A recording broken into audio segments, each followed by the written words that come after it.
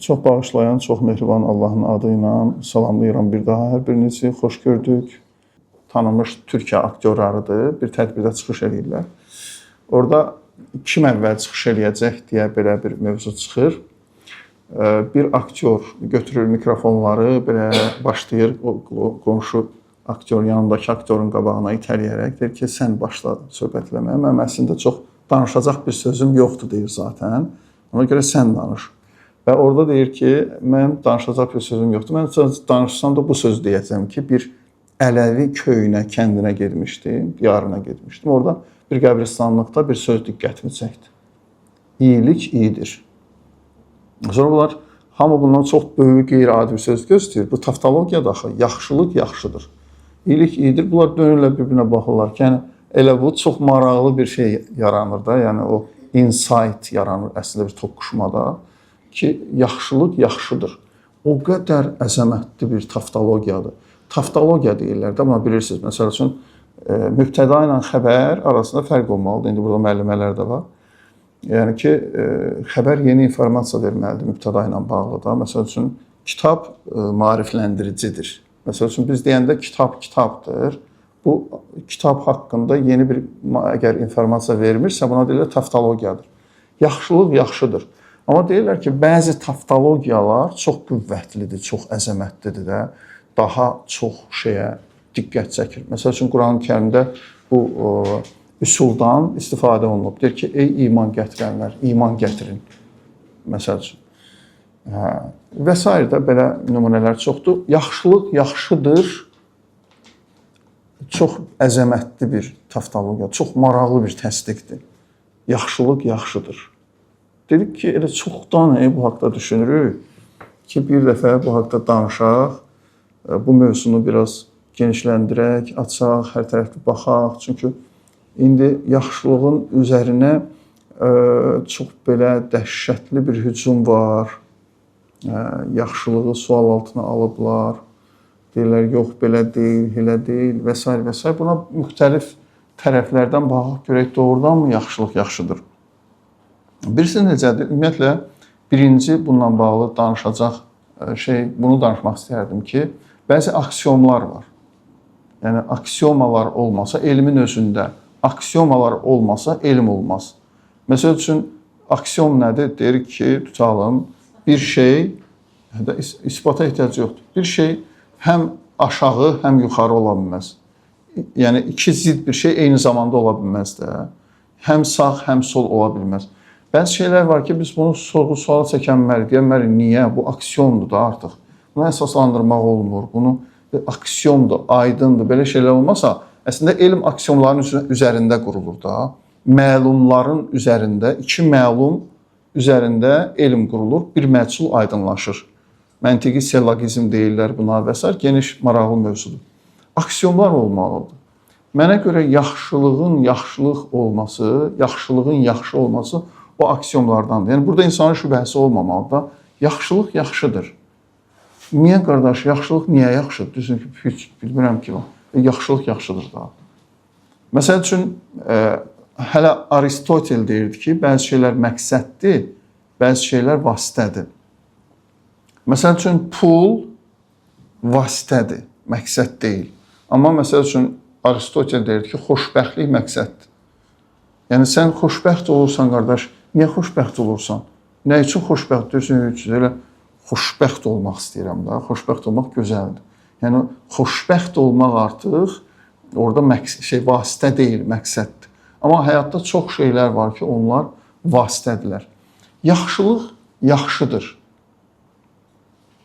Yəni, bu aksiyondur, məqsəddir və maraqlıdır ki, böyük şəxsiyyətlərlə bağlı bizim imamlarla, əhl-i beytlə bağlı sevdiyim gözəl fikirlərdən biri budur ki, belə bir fikir var onlarla bağlı, deyir ki, onların həyat tərzidir yaxşılıq. Yaxşılıq onların həyat tərzidir. Yəni, xüsusi bir zamanda, xüsusi bir məkanda və s. deyil. Onların həyat tərzidir yaxşılıq. Yəni, əsas bizim məqsədimiz budur ki, deyək ki, deyir şair, yenə də lənət şeytana, yenə də Allaha şükür. Yaxşılıq yaxşıdır. Bu yaxşılığın məsələsi deyil. Onun indi formasında problem ola bilər, miqdarı, qarşı tərəfə nisbəti. Bu əgər qarşı tərəf, məsəl üçün mən su verirəm kiməsə və o suyu içir, hansısa narahatlığı var imiş və ondan dolayı o su ona ziyan verir. Bu demək deyil su pisdir. Bu su yenə də sudur. Suyu suluğundan çıxartmır. Bəli, yaxşılıq yaxşıdır. Etiraz qəbul olunmur. İndi danışacağam bunların hamısını inşallah. Hə, yaxşılıq yaxşıdır və yaxud bu təlimin adı belə ola bilərdi. Yaxşılığın ilahi standartı. Yaxşılığın ilahi standartı. Bilirsiniz də, bir standart deyilən bir şey var. Siz maraqlı bir şey düzəldə bilərsiniz, gətirirsiniz də, zəhmət çəkmirsiniz. Baxılır deyirlər, bu Avropa standartı ilə uyğun gəlmir.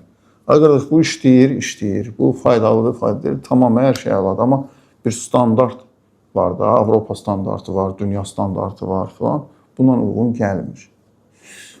İlahi standart da belə bir şeydir. Yaxşılığın ilahi standartı deyəndə bunu nəzərdə tuturuq. Yəni, mənə elə gəlir ki, o səmavi təlimlərdən bizə gələn bütün dəyərlərin bir ilahi standartı olmalıdır. Məsəl üçün, tutalım da, filan iş zahir planda yaxşı kimi görünə bilər.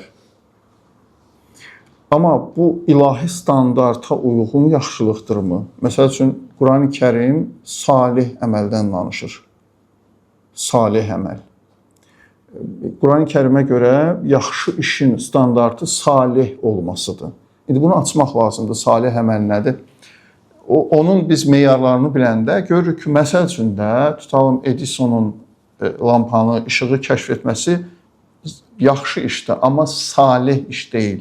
Salih, yəni Quranın, Allahın dediyi salih əməl deyil. Çünki burada çox şeyin dəxli var. Niyyətindən tutmuş, məqsədindən tutmuş, formasından tutmuş və s. çox şərtlər var burada.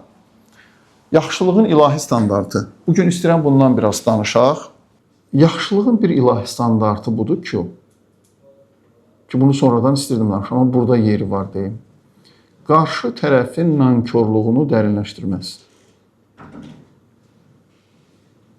Yaxşılığın bir ilahi standartı. Burada nə qədər fikirlər, hədislər, yəni bu özümdən dediyim şey deyil də, əsasları var bunlara. Ki, din təlimləri, səmavi təlimlər, bütün səmavi təlimlərdə hətta deyir ki, yaxşılığın bir ilahi standartı odur ki, qarşı tərəfin məsuliyyətsizliyini, nankörlüğünü, tənbəlliyini və s. sayında mənim şeyləri, bunları dərinləşdirməsin. Dərinləşdirməsin. Mən özüm bunun fəsadını yaşamışam. Yəni, uzun illərdir mən elə tək tərəfli danışırdım, köhnə izləyicilərim bəlkə bilərlər, yaxşılıq eləyin, qarşılıq mühüm deyil, al-verə girməyin ki, səndə zəngi gəldi, belə eləyin və s. Amma sonra birdən, əslində dərində bilirdim nədən söhbət gedir, amma birdən dedim ki, mən bu çağırışlarım mənfi nəticə verər. Bu mənada ki, kimlərisə səsləyirəm, qarşılıq gözləmədən ancaq verin, xidmət edin, faydalıq göstərin və s. Bunlar da doğrudur əslində, doğrudur. Amma bu bəzi hallarda ola bilər ki, qarşı tərəfin nankörlüğünü dərinləşdirə bilər. Sən eləyirsən, qarşı tərəfdə elə eləməlidir. Belə də olmalıdır. Norma budur da, belə olmalıdır. Sən onun nankörlüğünü dərinləşdirə bilərsən. Bu, diqqətli olmaq lazımdır.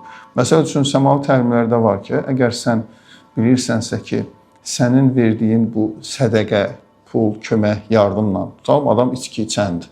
İçki içir, 1000 dənə hoqqadan çıxır da, tutalım. Amma ehtiyaclıdır eyni zamanda. Sənin verdiyin bu sədəqə, onunla gedib içki alacaqsa, içəcəksə, şəriət, din bunu qəbul eləmirdir ki, sən onun yanlışını dərinləşdirirsən, dəstəkləyirsən. Yanlışını da dəstəkləyirsən. Ona görə bu var təbii ki. Yaxşılığın bir ilahi standartı budur ki, o qarşı tərəfin nankörlüğünü, məsuliyyətsizliyini, tənbəlliyini və s. dərinləşdirməməlidir. Sadəcə burada bir xüsusi qeyd vurmaq lazımdır. Bu çox ana bir problemdir. çox ana bir problemdir. O qeyd bundan ibarətdir ki, yaxşılıq, gerçək yaxşılıq adətən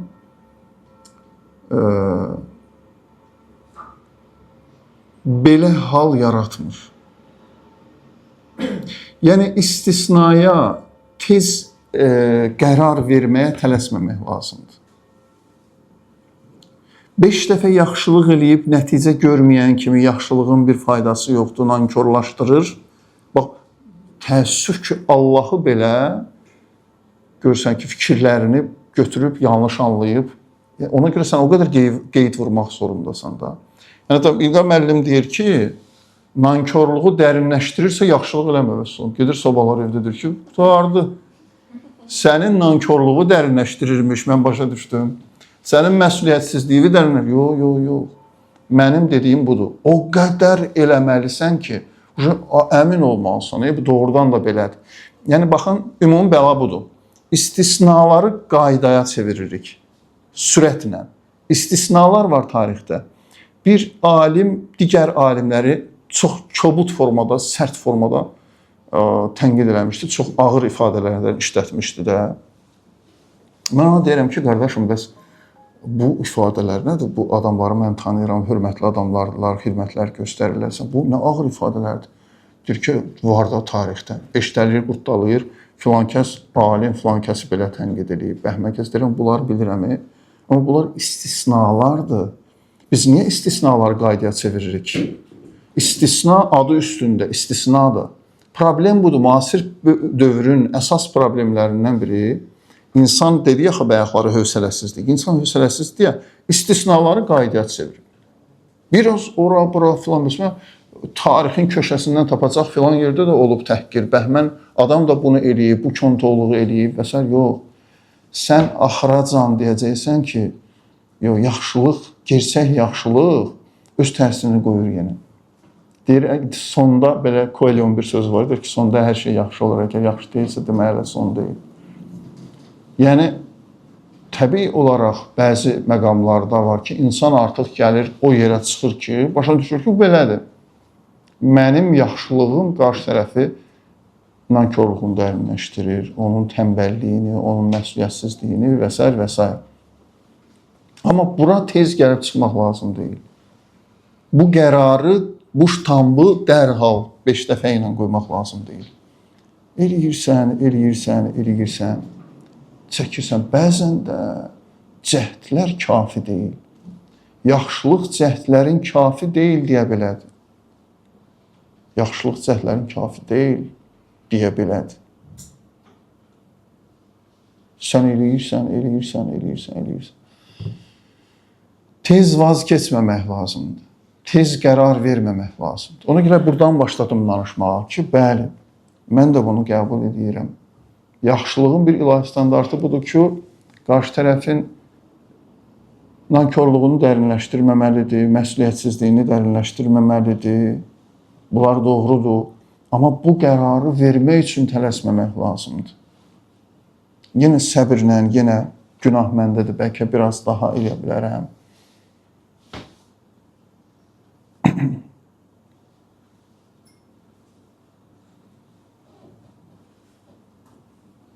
Yaxşılığın ilahi standartı. Yaxşılıq bəzən xoş hiss yaratmaya bilər. Şərt deyil ki, yaxşılıq digər bir standartından danışıram. Bizim yaxşılığımız mənim çıxışlarım əsasən müasir tələlərə qarşıdır da, müasir tələlərə qarşı. Mənim yaxşılığım illah ki, qarşı tərəfdə yaxşı hiss oyatmalıdır deyə bir şey yoxdur. Bəzən yaxşı hiss oyatmaya bilər. Yetər ki, yəni ilahi standart budur ki, mütləq xeyrə çıxmalıdır. Mütləq xeyir yaratmalıdır, xeyir doğurmalıdır. Xeyir doğurmaq məcburiyyətindədir.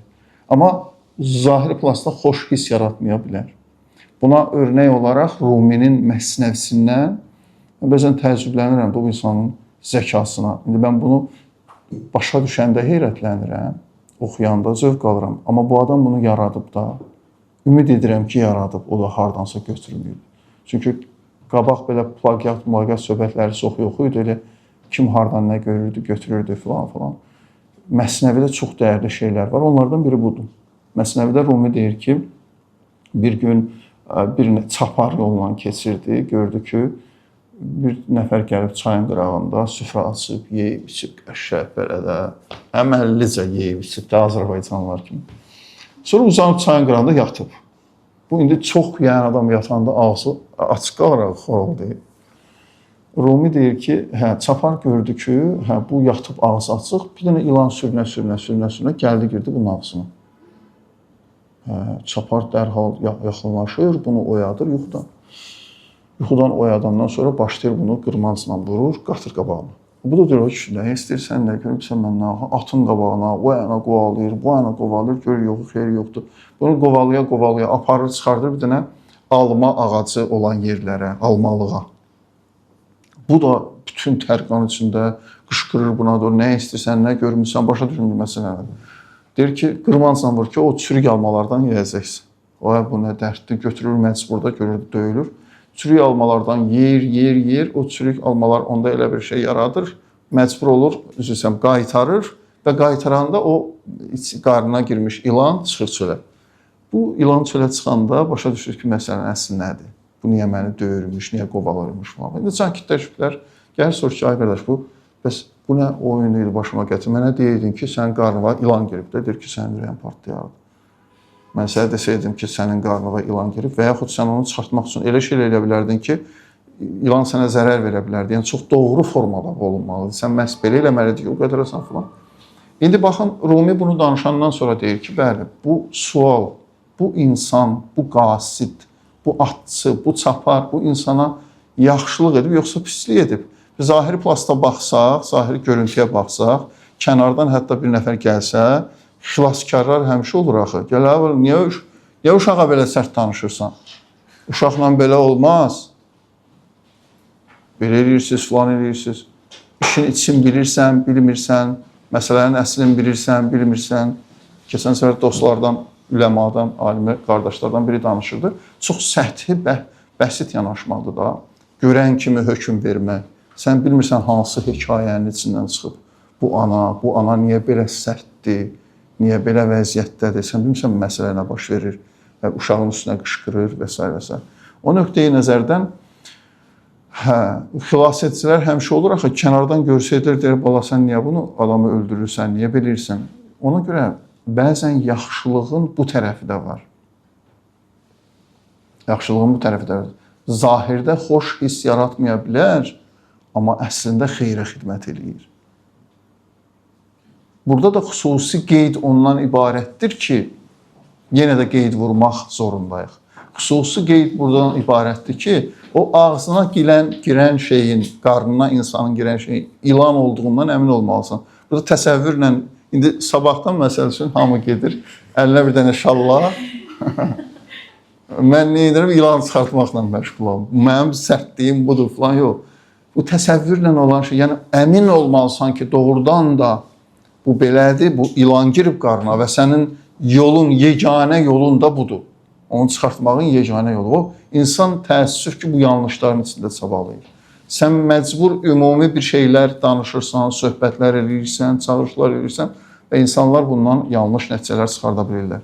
Yaxşılığın növbəti ilahi standartı budur ki, yəni mütləq o xeyrə xidmət etməlidir. Gərçi zahirdə xoş təəssürat yaratmasa belə. Və bu da çox ağrılı məsələlərdən biridir bu günümüzdə. İnsanları komforta, rahatlığa, xoş əhval ruhiyyəyə, nə bilim, qəribədir də, məsəl üçün, nə bilim, qəribədir. Bir yaxın, əziz dostum var, yəni o çox bütün qəlbi ilə inanır ki, insan insanı tənqid etməməlidir. Bütün qəlbi ilə buna inanır. Carnegie, Dale Carnegie, məşhur kitabı vardı, Dost Necə Qazanmalı. Bütün qəlbinə, onun amansız yanaşırdı tənqidə. Əsla deyir ki, böyründən keçməyin tənqidin. Heç kimi əsla tənqid etməyin. bu nə deməkdir, yəni insanları buna sürükləmək, insanlarda tənqidə immunitet yaratmaq lazımdır əksinə. Qarşı tərəfdə tənqidə immunitet yaratmaq lazımdır. Bu səni öldürmək istəmirsə, kömək eləmək istəyir. Sən bunda bunu görürsən, necə tənqid etmək? Yaxşılığın ilahi standartlarından danışırdıqda, baxın, Kərbəla hadisələri bu kontekstdə də çox böyük örnəkdir. Mən həmişə deyirəm ki, insan olmaq var, yaxşı olmaq var, yaxşı qalmaq var. Yaxşı olmaq var, yaxşı qalmaq var. Bunlar fərqli şeylərdir. Biz nə ayırırıq? İlk toqquşmada nə edirik? Yaxşı olmaqdan vaz keçirik. Biz Kərbəlada bunu görürük. Məsəl üçün, bir-iki dənə tarix faktı deyim. Çox maraqlı, mənim özüm üçün heyrətləndirici faktlar. Gəlirlər Kərbəla çölünə, orada yerləşirlər, xeymələr, çadırlar qururlar. Orada deyir ki, İmam Hüseyn maraqlandı, bu torpağın sahibləri kimlərdir? Dedilər ki, Bəni Əsəd tayfasıdır. İmam Hüseyn bir dəstə ilə getdi, Bəni Əsəd tayfası ilə görüşdü və mövcud torpaqları satın alır. Bəni Əsəd tayfasından o torpaqları satın alır. Yəni, indi bizim getdiyimiz Kərbəla torpaqları İmam Hüseyn şəxsi mülküdür. Siz təsəvvür edirsiniz. Yəni, bu nə deməkdir? O vəziyyətdə qırğın, sıxışdırıblar, oradan ora, çöllük, susuzluq falan, bu adam, yaxşı qalmaq budur da, öz prinsiplərinə sədaqət budur. Deyir Əliyağa Vahid, deyir, tutalım ki, əsrimizin Həzrəti İsası mənəm, bu basa-basda necə möcüzə icad edeyim? Amma görürsən ki, eləyənlər var da bunun. Adam orada belə bunun hayında da, bunun fikrindədir, bunun düşüncəsindədir ki, bu qəsbi torpaq, mən burada sabah şəhid olacağam. Bu torpaqlar mənim halal torpağım olmalıdır. Hətta var ki, Bəni Əsədə bir qism əlavə pul vermişdi ki, zairlərim gələcəkdə, ziyarətə gələnlər, onlara xidmət edəcək. Bu hansı düşüncədir? Bu hansı səviyyədir? Və yaxud ikinci bir məsələ. Tasua gecəsi, adam dəhşət təsirlənir həqiqətən. Tasua gecəsi, bilirsiniz də tarixdə belə bir şey var ki, 18.000 məktub yazmışdılar İmam Hüseynə, Küfə əhli. Onlardan çoxu da İmam Hüseyn qarşı-qarşıya dayanmışdı da, Küfə əhlindən idilər. Gəlmişlər öldürməyə. Onları aldatmışdılar, onları qorxutmuşdular və s. və s. Bunlar məktub yazanlar idi. 18.000 məktub axı imamdaydı. Tasua gecəsi dedi ki, çadırların arxasında quyular qazın. Nə məsələdir? Dedi ki, o məktubları tökəcəyik, ora yandıracağıq. Niyə ya Hüseyn? Dedi, çünki tamam da onlar indi bəzilərini qorxudublar, bəzilərini alladıblar. Amma onlar bizə məktub yazıbsa, onların qəlbində bizə məhəbbət olub da. Bizdən sonra o müəllifləri tapıb, məktublar qalsa, müəlliflə, imza ilə, mühürlə də tapıb onları təqib edəcəklər. Onları incidəcəklər. Onlar deyil, qarşılarında dayanan. Onları düşünür. Onların aqibətini düşünür. Acıq eləmir ki, belə biz deyirik, indi Küfə əhli vəfasız falan, biz deyirik, amma onu imam demir. Deyir ki, onları bizdən sonra təqib edəcəklər. Onlar yandırın ki, o imzalar itsin. Dəhşət bir şeydir. Ruhani zəka dediyim budur. Bunu emosional zəka ilə sən izah eləmir. Başa düşənmirsən, bu nədir axı? Bu nə deməkdir? İnsan görə haram düşünür. Hansı səviyyəni düşünür? Həqiqətən də elədir. Yaxşı qalmaq. İlahi standartı budur. Biz ilk oradan kəsirik. İlk oradan kəsirik. İlk biraz sətinə düşən kimi, vəssalam, bundan sonra belə, vəs qəddarlaşacam, filan. Dünənləri əzadarıq, bir heybətə getmişdik. Orada belə danışır xətib, onda fikirləşdim. Orada belə bir hissə var idi. Deyir ki, İmam Hüseyn son anda ki, o baş kəsilmə anında deyir ki, döndü, baxdı. O ən təsirli hissələrdən də xeymə deyirlər, yəni qurulmuş çadırlar. Baxdı, ailəsindən sonra nigaran idi. Çünki belə çox əclaf, çox şərəfsiz adamlardılar. Məndən sonra nə olacaq bunlarla belə. Son anında da belə onlardan sonra nigaran idi. Baxdı belə. Onda onu dinləyəndə mən elə özüm üçün yazmışdım da ki, ilahi mən də nigaranam, biz də nigaranıq.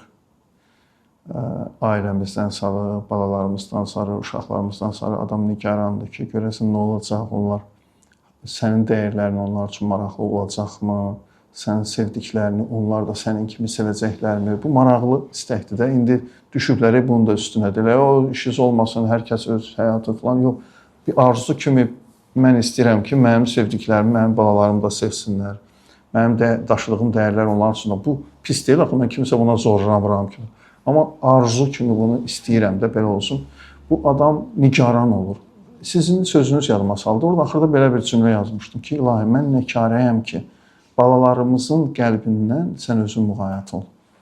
Qəlbindən özün müğayət ol. Həqiqətən də o qəlbdir də axır gedir harasa. Sən onu kontrol edə bilmirsən. Bir dənə çox yaxşı filmə baxdım. Çox təəssüflər olsun ki, bunu bir haşiyə kimi nəzərdə tutun.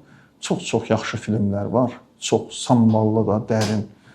Təəssüf ki, bəzi orada olan epizodlara, səhnələrə, filanlara görə bilmirəm niyə belə edirlər. Mən onu təbliğ edə bilmirəm də, cani dildən deyə bilmirəm. Çox yaxşı bir filmə baxdım. Unikaldır da, xüsusən bu bilirsiniz də, yəqin xəbəriniz var. Dəyərli, məşhur vəkilin qızı dünyasını avtoqəzada itirdi. Müxtəlif şərhlər var bundan bağlı. Biri belə deyir, biri belə deyir. Uşaq tərbiyəsi mövzusu var. Bu konuda, bu mövzuda çəkilmiş çox samballı filmdir. Çox samballı filmdir. Onu mən neçə dəfə izlədim də, o filmi neçə dəfə baxdım. Dərindən başa düşmək üçün neçə dəfə baxdım. Orada yəni filmin sözü budur ki, nə qədər yaxşı valideyn olursan ol, uşağın qəlbi bəzən sənin əlində olmaya bilir. Filmin ana sözü budur. Yəni sən nə qədər ideal, dəhşət idi də. Mən indi filmin adını çəkməyəcəmsə, amma yenə də məni o küvrətdir də film. Deməli, kişi axıracan inanmır ki, qızı bir talpıya, qrupa qoşulub, gedib pis yollara düşüb, adam öldürüb desən. Kişi deyir ki, bu ola bilməz də. Hamı deyir, əl çək, bu qız pis. Qız özü deyir ki, atam, mən pisəm də. Məndən deyir, yox, belə şey olar. Mən sənə belə tərbiyə verməmişəm. Axırda da xəstəlik tapır, onkoloji xəstəlik və ondan kişi dünyasını dəyişir və hamı gəlir, filmin axır səhnəsi mükafatdır. Axır səhnəsində qız gəlir atasının qəbrinin üstünə. Yəni o təsdiqdir də, yəni sən məndən vaz keç. Ana da qızdan vaz keçir. Ana deyir ki, qardaş, bizim həyatımız var da, bu indi bu yolu seçib. Ata deyir ki, yox, gedir, gözləyir, həmişə çağırır, həmişə dəvət edir. Yəni həqiqətən də bəzən adam heyran qalır da, desən ilahi, sən özün uşaqların qəlbindən müğayət ol. Gələcəyimiz. Baxırsan filmə, indi nə deyirlər? Bol sevgi verin uşaqlarınıza, yüksək dərəcədə sevgi. Tərbiyəsi, dərsi, hər şey var da. Filmin adı ümumiyyətlə desəm, elə adında da qoyublar bunu. Yəni, bundan o yana yoxdur da. Yəni, hər şey eləyib ki, ideal bir adamdır, ideal bir ailədir. Amma ki, uşaq getdi belə oldu da. Yəni, əli ağzında qalıb ki, niyə belə bu uşaq?